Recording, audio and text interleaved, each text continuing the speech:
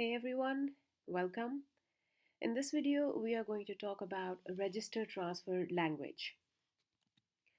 So these are the contents. We'll start with microoperations. We'll talk about register transfer language and register transfer. We'll talk about bus and memory transfer. We'll talk about arithmetic, logical, and shift microoperations. These are the three main categories of microoperations. And we'll talk about the ALU. Finally, we'll conclude with some simple and interesting exercises. Now, before we begin, please note that these videos are merely supposed to aid your learning process. And for the actual syllabi, what you have to prepare from the examinations point of view, you must follow your classes and your prescribed books. Now, with that being said, let's begin. Let's start with microoperations and register transfer language. So, very simple concepts. So, what is a digital system? A digital system, very simply, it's an interconnection of digital hardware modules that accomplish a specific task. A set of digital hardware devices that are supposed to do a specific task, a task that they are designed to do. These modules are constructed from basic components, basic building blocks like registers, decoders, control logic, or any other kind of arithmetic elements. So, digital components are interconnection of smaller hardware components, all designed to do specific tasks. Moving on to micro operations. Now, when it comes to defining digital modules, the best way to do that is start with registers because this is the main building block, the basic component of digital modules, the registers, right? So it's easy to define digital modules by the registers that these digital modules contain and the operations that can be performed on the data which is stored in the registers. Registers, as you know, are basic data storage elements. Now, so based on the registers and the operations that can be performed on the content within these registers, we can define any digital module. So, the operations that can be executed on the data which is stored within the registers are called micro operations. That is what a micro operation is. Any operation that is executed on the data stored within a register. Very, very simply, anything that you do on the data stored in a register is a micro operation. So, in other words, a micro operation is a elementary operation, a basic operation which is performed on the information stored in one or more registers. Any operation that you perform, shifting, loading, clearing a register, or counting, anything, these are all examples of micro operations. For example, consider a bidirectional shift register. A bidirectional shift register is one that is capable of shifting information uh, in both directions, right? So it will be able to perform left shift and right shift. So we say that a bidirectional shift register is capable of performing two micro operations, which is shift right and shift left. Similarly, consider another a digital component, a counter with a parallel load. A counter with a parallel load. It's also basically it forms two micro operations. First of all, it's a counter, so its basic task is to count. So increment is the first basic micro operation that it performs. Plus, it's a counter with a parallel load, so loading must be another micro operation. So very simply, any small elementary operation, any basic operation that you performed on the data which is stored inside a register is called a micro operation. So now that we know what a micro operation is, we can define the internal hardware organization of a digital computer. The internal hardware organization of any digital computer can be specified by three things. Three things we need to know: the set of registers that this computer contains, the sequence of micro operations that can be performed on the information stored in these registers, and the control that initiates the sequence of micro operations. There has to be someone in charge, right? Telling uh, these micro operations, what to do, which micro operation to do. These three things combined, the registers, the micro operations that can be performed on the registers, and some kind of a control logic that controls all of these things. If we can define these three things, we are basically defining the internal organization of any digital computer. Now let's talk about register transfer language. See, it's possible to specify the sequence of micro operations by explaining every operation in words. We want a digital component to do something. We want some kind of operation to be performed on some kind of data present in some kind of register, and it's possible to uh, describe all of those operations in words, but that would be a very lengthy descriptive explanation, right? We have to write everything in words, so that will be very, very long. For even the smallest menial of tasks, you have to write lengthy descriptions of what you want it to do. So it's usually a much better idea to use some sort of symbolic representation. It's what you do with your programming languages, right? All the programming languages that you use, you don't write exactly each and everything in words what you want the computer to do. You use some kind of symbolic notation. The same principle applies here. If we were to write micro operations using simple words, everything would be very lengthy. But if we could create some kind of symbolic notation, we could use a shorthand, for example, for this. That is what a register transfer language is. So that's a unique language just for registers to describe the various kinds of micro operations. So the symbolic notation which is used to describe micro operation transfers among different registers is called register transfer language. Just a language to describe all our micro operations because we don't want to use words to write each and every one of them. The term transfer in register transfer language, it implies the availability of hardware logic circuits that can perform the stated micro operation and transfer the results of the operation to some to the same or another register, right? There's this word transfer, so there has to be some element of a transfer. What are we transferring basically? What we're transferring is we are performing some micro operation on the contents of one or more registers and then transferring those contents into either the same register or some other registers. Whatever computation we have done, whatever results we have achieved, we want to either transfer them into the same registers, the source registers, or some destination registers. We are going to talk about two types of transfers here: register transfer and bus and memory transfer. Let's first start with register transfer. So let's start with registers. How do we represent registers? Symbolically, I mean. Now, computer registers are designated by capital letters. Sometimes they may be followed by numerals, which denote the function of the register. For example, a register that holds the memory location of data that needs to be accessed is called a memory address registers. These names are all familiar to you. Memory address registers. It can be designated as MAR. Similarly, a program counter is designated as PC. An instruction register is designated as IR, and so forth. For just the for the sake of accessibility and uh, ease of referencing, we basically give them acronyms. That's all there is. This is an illustration of the four main ways in which registers are represented within a computer system. Block diagrams for registers. All these four ways are uh, acceptable methods of how we can represent registers, and all four are totally fine for you to use.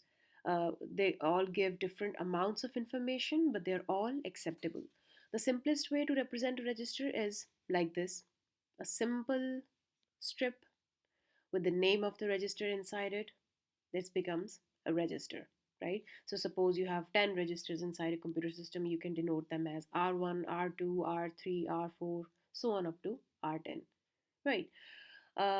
We can also represent the registers by showing the individual bits within the registers, like this. So this is an 8-bit register. It's an 8-bit register, bit 0 to bit 7.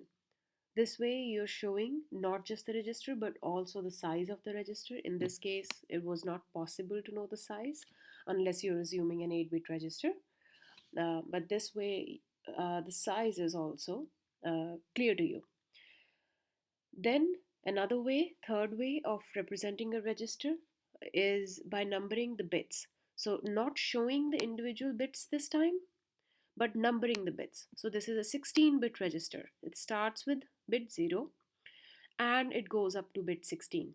This is another simple way. Instead of numbering all the bits in between, we can simply just write the first bit here, the last bit here, and inside you can write the name of the register. So R2 is 16 bits long, R1 is maybe 8 bits long, or whatever the nomenclature is. And finally, we can represent registers by dividing them into two parts, low and high. So this is a program counter, PC, as you know. PC stands for program counter. So this is a program counter, a 16-bit program counter, which we have divided into two parts, H and L. So again, you're numbering the bits from 0 to 15. So this is a 16-bit register, but you're then dividing them, this register, into two equal parts. So bit 0 to 7, that is first your low order byte, your first low order byte, the first low order bits 0 to 7 are represented here, right?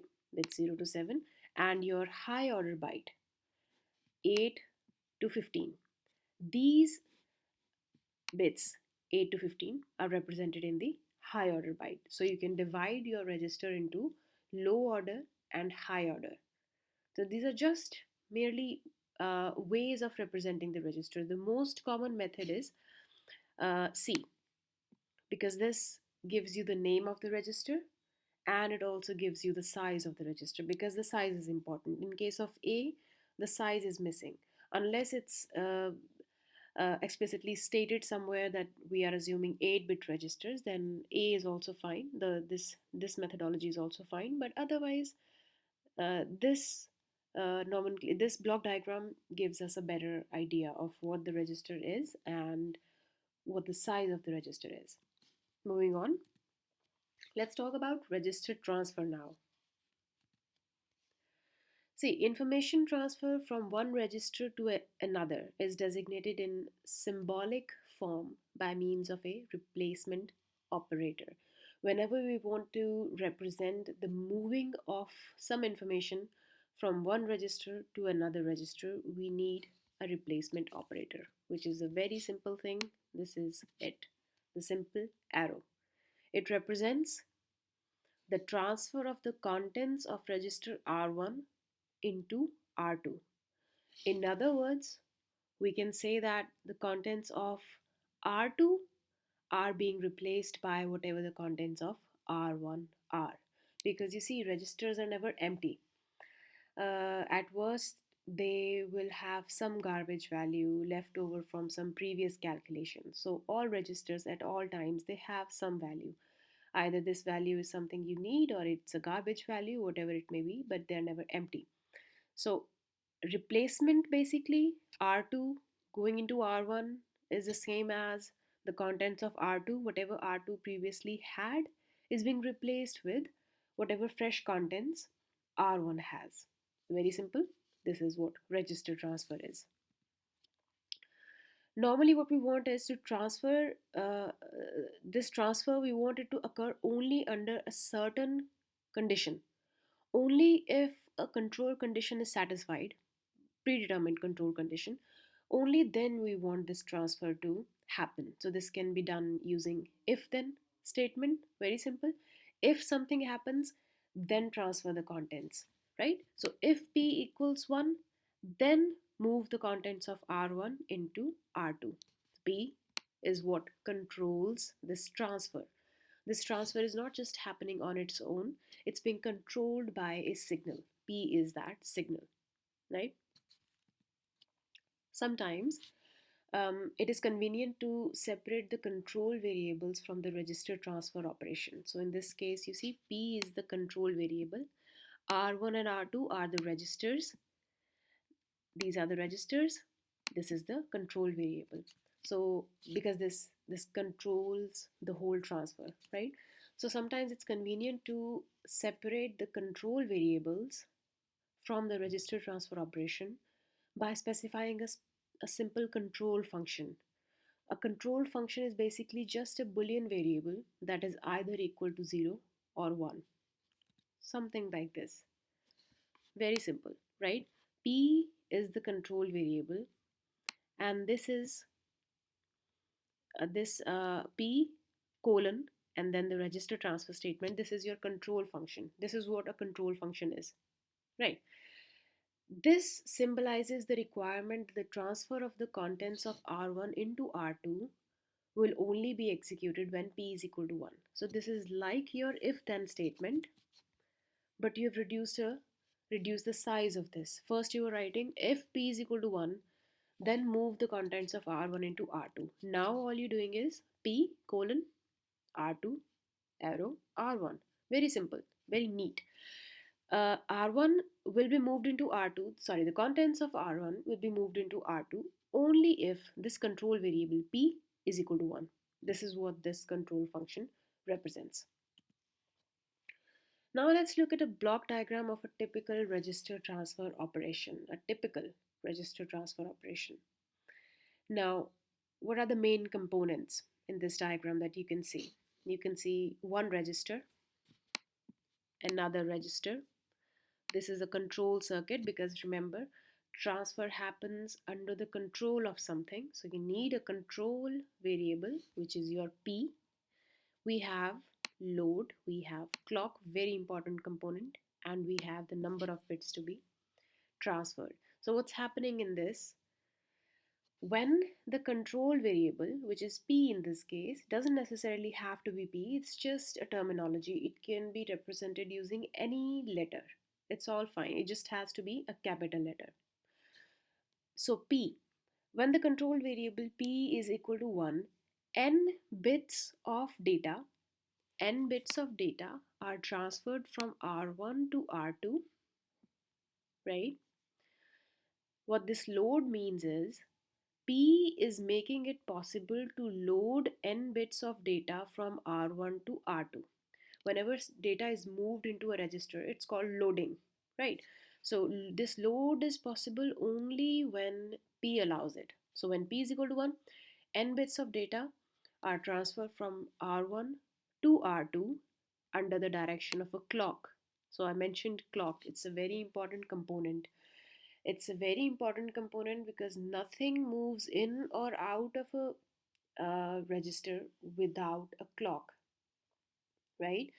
So the control circuit P may be controlling the load of the data of these n bits from R1 to R2, but it will only happen, the load, the actual placement of the data, placement of these n bits into R2 will only happen when the clock pulse strikes, right?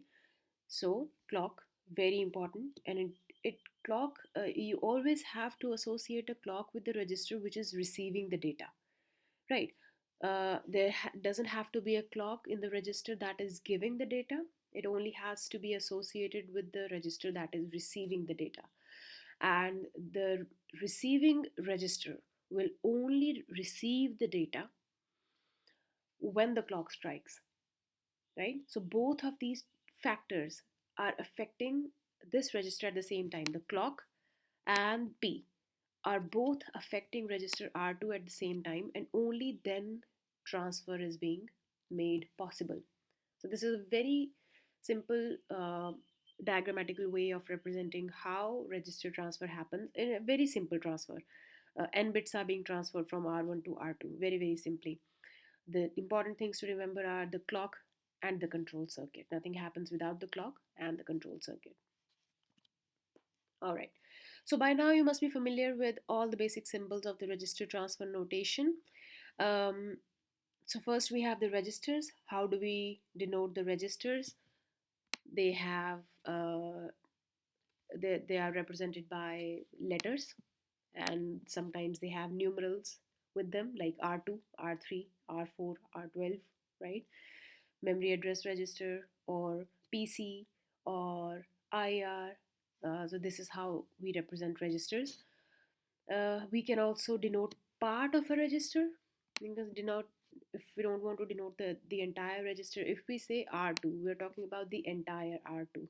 It could be an 8-bit register, it could be a 16-bit register. If we want to denote just the part of the register, like we want to denote the lower order byte, like we just saw previously. If we want to denote just bits 0 to 7, we can also write them like this. Within parentheses, we can specify which part of the register we're actually talking about. Transfer of information is denoted by arrows. You already know that. This denotes the transfer of information. To separate two micro operations, we use comma. So we have two micro operations separated by a comma. We can have more than two micro operations, any number of micro operations separated by a comma, right? So this is the basic symbols that are used in register transfer notation. Now here's a very simple question for you. What does this statement represent? T colon R2 arrow R1 comma R3 arrow R2. So this simply means that t is the control variable, right? When t is equal to 1, the contents of R1 will be moved into R2 and the contents of R2 will be moved into R3. Whenever two micro operations are separated by a comma and they're written in a single line separated by a comma, what it means is they have to be done at the same time. They're happening at the same time, simultaneously. So when t is equal to 1, t is our control variable. When t is equal to 1, the contents of R1 are moved into R2, and at the same time, the contents of R2 are moved into R3. So the final result, in the end, it will be the contents of R1 will have been moved into R3. All right. Let's now talk about bus transfer. So previously we saw register transfer, how contents of one register move into another register. Now we're talking about bus. Now the bus is going to be involved. Now in digital computers, there's a common bus system. In a typical digital computer with multiple registers, paths have to be provided to transfer information from one register to another because we're talking about a lot and lot of registers and they all need to share information with one another. So there has to be some kind of a common uh, pathway that has to be established so that they are able to communicate with one another so that information can be transferred from one register to another. Now, if separate lines of communications are used between each and every register, suppose there are 50 registers in a computer system. 50 is very low, but let's just assume there are 50 registers. And for these 50 registers to be able to communicate with one another, if separate pathways are established, that means register 1 can communicate with the rest of the 49 registers, and then register 2 can communicate with the rest of the 49 registers, and then the register 3 can communicate with the rest of the 49 registers, and so on. This would be an excessive amount of wires, as you can imagine. There will be a lot of wires, a lot of mess, difficult to keep track of. So it makes much more sense to use a common bus system. A common bus system in the sense that a bus system that can be shared by these registers. A common bus system, a bus basically consists of a set of common lines, one for each bit of a register through which binary information is transferred one at a time. A control signal is there which determines which register is selected by the bus during a particular register transfer, right? So there are separate lines for each bit of the register, however many bits your register is. For example, it could be a 4-bit register or an 8-bit register or 16-bit registers. Those many lines will emerge out of each of the register, and the way it works is, since it's a common path, there has to be sharing, there has to be turn taking, right? So there has to be a control signal which will determine which register is now able to use the bus to communicate with which other register. So they have to take turns. They can't all access the bus at the same time. So turn taking is required, which is made possible through a control signal. This is what a typical bus system looks like. Here we are considering four registers, register A, B, C, and D. It's a four line common bus, line 1, line 2, line 3, line 4. And if you remember even a little bit about your multiplexes, you know that since we have 4-bit registers and we have four registers, and all these four registers with their 4-bit lines, so we have 16 lines. Each register has four lines, right? So 16 lines need to use four line common bus system. So 16 lines and the bus width is 4, so you need some sort of a multiplexer there, and we use four multiplexers because we have 4-bit registers. Again, if you recall your multiplexers, you'll see that there are selection lines which actually run the entire system of the multiplexers. The selection lines here are S1 and S0, and they are connected to each of the multiplexers within this common bus system. Naturally, if you had more registers or if you had registers of larger sizes, you would have required more multiplexers of larger sizes.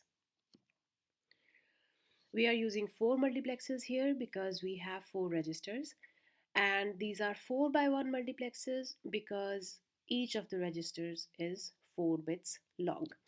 Now here I've tried to color code this diagram just for the sake of your understanding.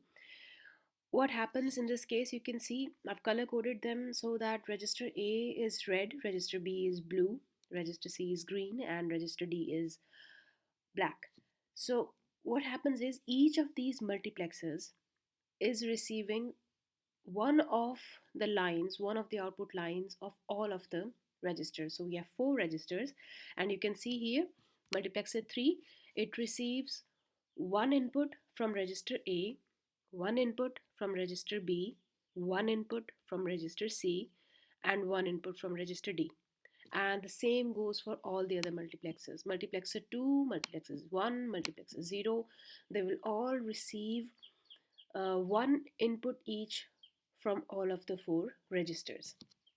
And which register gets selected to use this four line common bus depends on the selection lines. So if you need a quick refresher on how multiplexes works, you should take a pause here and refresh those concepts and come back later. You see, selection lines are what drive the multiplexes. So whatever the values of S0 and S1 are, they determine which of these four registers each of the multiplexers is going to pick, right? That's how multiplexes work. Uh, we have multiple inputs, one output. Which of the many inputs becomes the output of the multiplexer is determined by the values of the selection lines. We have two selection lines because we have 4 by 1 multiplexers. So the values of these selection lines can be 0 or 1. So basically, four combinations of zeros and ones will determine which of the inputs to the multiplexer becomes the output. So how does a register get selected to use this common bus? Let's see. When both S0 and S1 are 0, both S0 and S1 are 0, register A is selected. What happens when both S1 and S0 are 0 is that all these four multiplexers enable their 0th input. This one, this one, this one, this one. And you can see that on the 0th input of all these four multiplexers is attached one of the outputs of the register A, right? In this register, we have A3. sorry, in this multiplexer, in this input, we have A3. In this multiplexer and the zeroth input, we have A2. In this multiplexer at the zeroth input, we have A1. And in this multiplexer at the zeroth input, we have A0. Here, 4 bits, 4 bits A0, A1, A2, A3, all connected to the zeroth inputs of the multiplexers. So when both S0 and S1 are 0, zeroth inputs get activated and register A is selected. Now again, this is direct from how multiplexers work, which is why I said that if you need a quick refresher on that, you should pause this video and check out how the selection lines determine which of the inputs of a multiplexer get activated on which combinations of zeros and ones. Anyway, moving on, when S0 is 0 and S1 is 1, the first input of each of the multiplexers, number 1, will be activated. And you can see that number 1 is connected to the 4 bits of register B. B0, B1, B2, B3. This means that when S0 is equal to 0 and when S1 is equal to 1, 4 bits of register B will be activated, which means register B will be activated. So it's register B's turn to use the bus. Same way, when S0 is 1 and S1 is 0, the second inputs, these inputs will be activated for the 4 multiplexers which are connected to the 4 bits of register C, C0, C1, C2, C3. So that means that register C is now activated, which means register C gets to use the bus. And finally, in this setup, when S1 and S0 are both 1, D0, D1, D2, D3 are activated, which means register D is selected to access the bus. So by reducing the number of wires required, because otherwise if we had 4 registers and they all wanted to communicate with each other, the number of wires would have been excessive and hard to manage. But with the use of multiplexers and with the use of a common bus system, we have reduced this the number of wires and made the entire system much simple. Now let's talk about bus based transfer. So we have talked about register transfer before, but what happens when a bus is involved in this register? Again, registers are going to be transferring information from one to another, but now the bus is involved. So in this case, it's symbolized like this. Now a bus, an additional character has been introduced, which is the bus. So this statement, this specific statement, just an example, it implies that the contents of register C are placed onto the bus, and whatever contents have been placed into the bus are then loaded into register R1 when T is 1. So T again is our control variable. So when T is 1, contents of register C move into the bus, and from the bus they are loaded into R1. Remember, when micro operations are separated by a comma and they are written in a single line, it means it happens simultaneously. So simultaneously, data goes from C to bus and from bus to R1 when T is 1. Now, if you assume that the bus exists in a system, then you don't have to write the bus. Then this statement can simply be written like this. The contents of C go to R1. Now you're assuming that the bus is present, and that's why you're simplifying it. Actually, it means that the contents go from C to bus and bus to R1. But since you're already assuming that the bus is present, you need not, write bus every time. So you can simply, straightforward, write it like this. Now let's talk about three-state bus buffers, a very important component. The bus system that we just saw, this one, it can be constructed without using multiplexers also. So instead of using multiplexers, we can use three-state gates to construct similar setup of a common bus system. A three-state gate means it has 3 states, right? Usually logic gates have 2 states, 0 or 1, on, off, right? Open, closed. A three state gate is a special kind of gate which has three states. First, a logic 0, like 0, logic 1, and then there's a third state called high impedance state. High impedance state, when this three state gate is in a high impedance state, what it means is uh, this gate behaves like an open circuit. Now, what is an open circuit?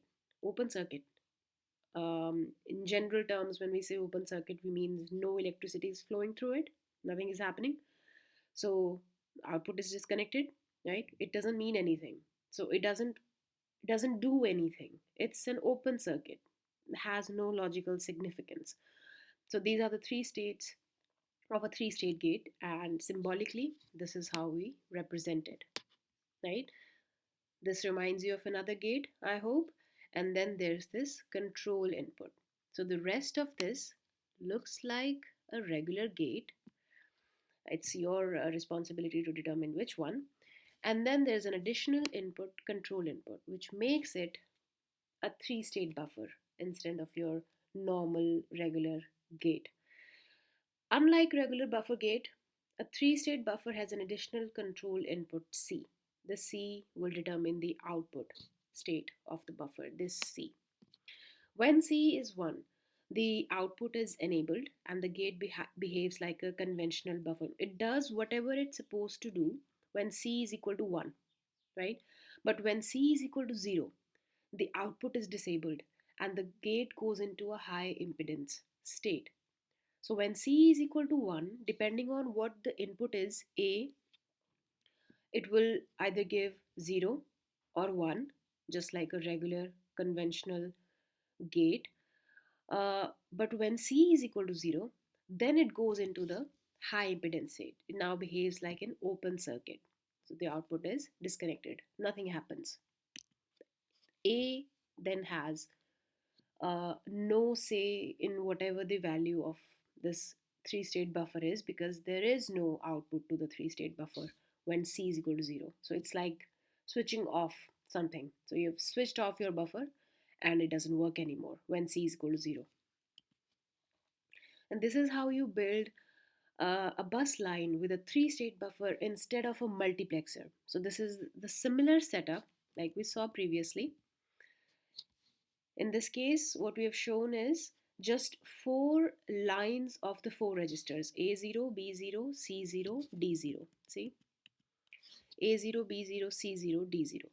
For these four lines of our registers, this is how you build a bus line with three state buffers. Naturally, you'll need to repeat this entire thing for however large your register is. If you're talking about a 4-bit register, these are just 1 bit of each register. You need the same setup for the rest of the 3 bits of the 3 registers. If you're talking about a 16-bit register, then naturally this setup will have to be repeated 16 times, right? Now, at any given state, at any given time, only one of the four three-state buffers should be active, right? When the enable input of the decoder is set to 0, all of its outputs will be 0. That is, all the three-state buffers will be inactive. But when E is equal to 1, any of the three state buffers will become active depending on the select line. So again, this requires a little bit of a refresher on decoders. So if you need to refresh your concepts, you can pause this, go back and take a look at what decoders are, and then come back. Decoders are also um, directed by select lines. So what the output of the decoder is depends on what the select lines are. Enable is like an on and off switch. If enable is 0, nothing happens. If enable is 1, then one of these four three state buffers will become active, and that will determine which of the registers get to use the bus.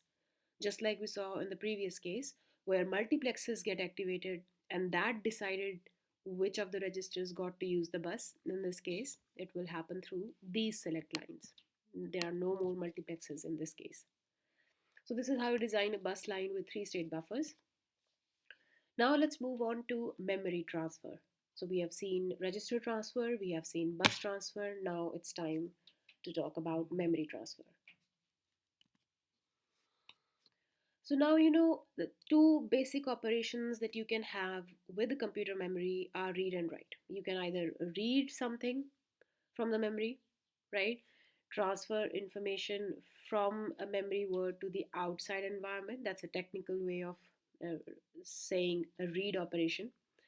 And write operation is when you transfer new information into the memory.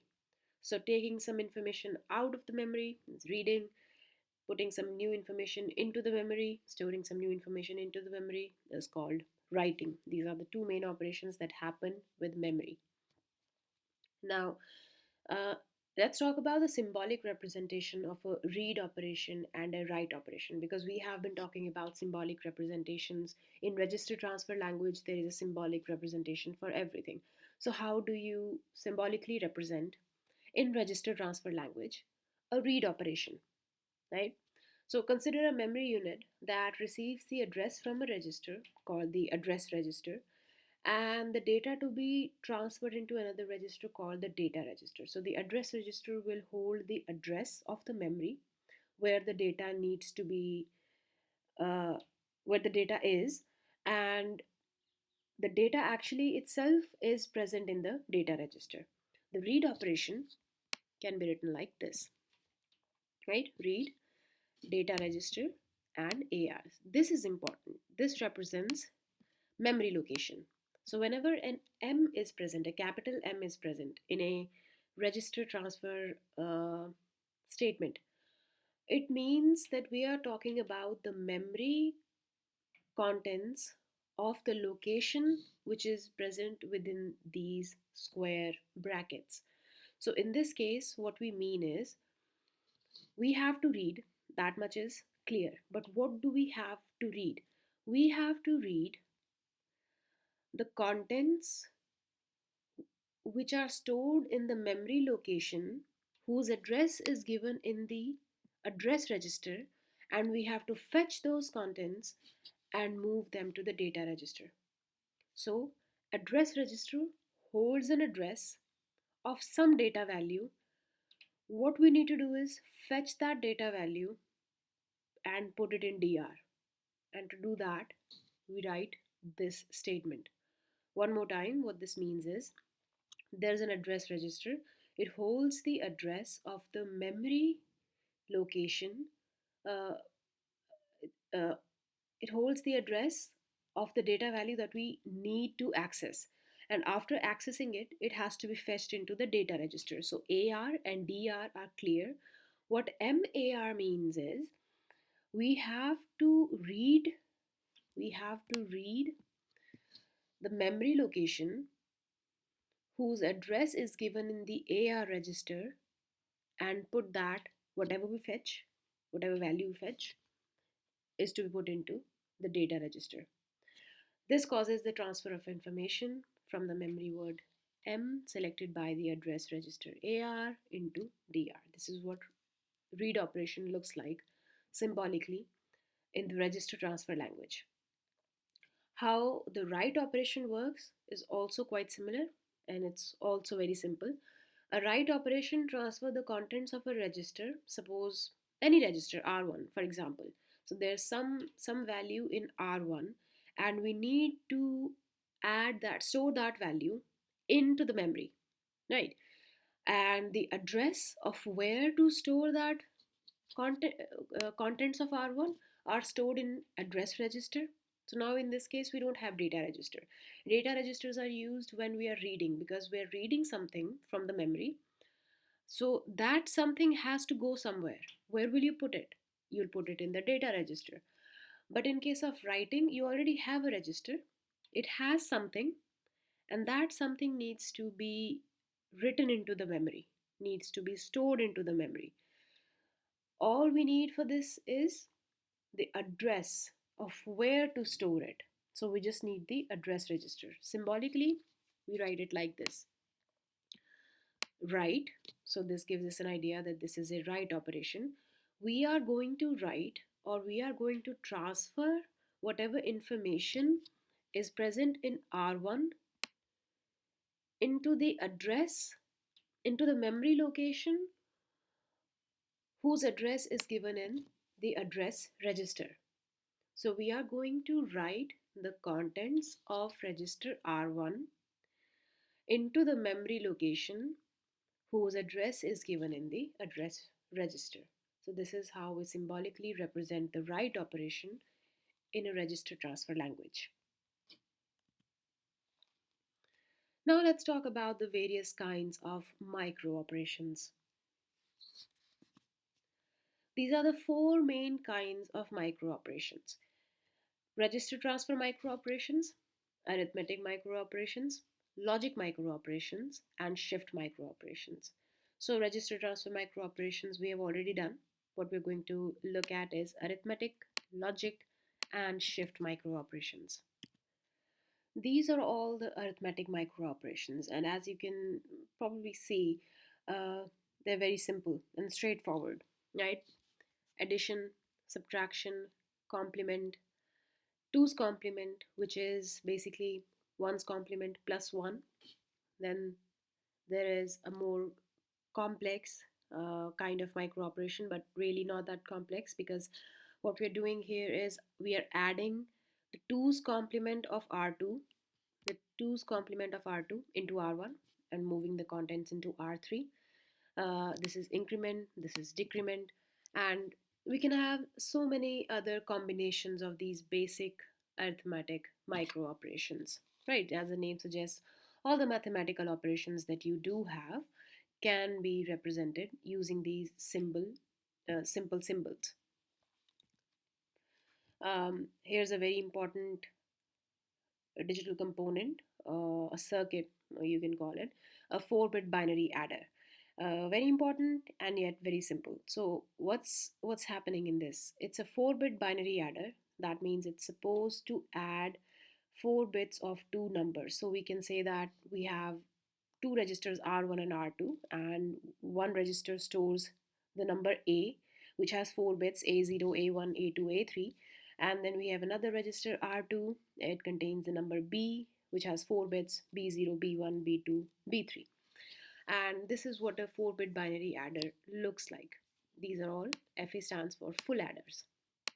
So all that's happening in this case is um, the zeroth bits of both the numbers, the first bits of both the numbers, the second bits of both the numbers, and the third bits of both the numbers are being used as inputs into these full adders. This is the input carry. At each stage, if there is a carry, it is moved forward. The sum of A0, B0 will be output here. Sum of A1, B1 will be output here. If there's a carry, it will move on. This is how you do your normal addition, right? So on and so forth. Finally, the output will be S0, S1, S2, S3. These will be the 4 bits of your required sum. And in case there's a carry, it will be received here. This is a binary adder subtractor. This circuit will behave as both an adder and a subtractor depending on what the value of M is. M is mode. So this controls the mode of the circuit. M can make it act as a binary adder, or M can make it act as a binary subtractor. So when M is 0, the circuit becomes an adder. When M is 1, the circuit becomes a subtractor, and you can easily check that by assuming any 4 bits for A0, A1, A2, A3 and any random bits for B0, B1, B2, B3, and you can set M is equal to 0 for once and M is equal to 1 for once, and one time it will, the results here finally S0, S1, S2, S3, this will be addition when M is 0, and when M is equal to 1, this result will be subtraction. So this is 2 in 1 depending on mode. This is a 4-bit binary incrementer. HA stands for half adder. So we have half adders. This is a binary incrementer. So whatever value of A0, A1, A2, A3, so this is a 4-bit number. You can assume any random 4-bit number here and pass it through this circuit. Initial bit has to be 1, and in the end you'll see that the result you get will be one more than what the input was.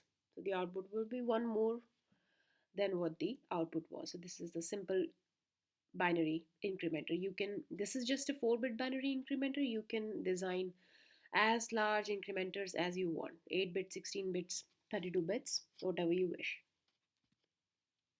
Now, this is a very interesting circuit. Interesting in the sense that it can perform multiple arithmetic operations, all the arithmetic micro operations that we talked about. It can do those. See, it can add with carry, it can subtract with borrow, it can simply perform transfer, just moving data from one register to another.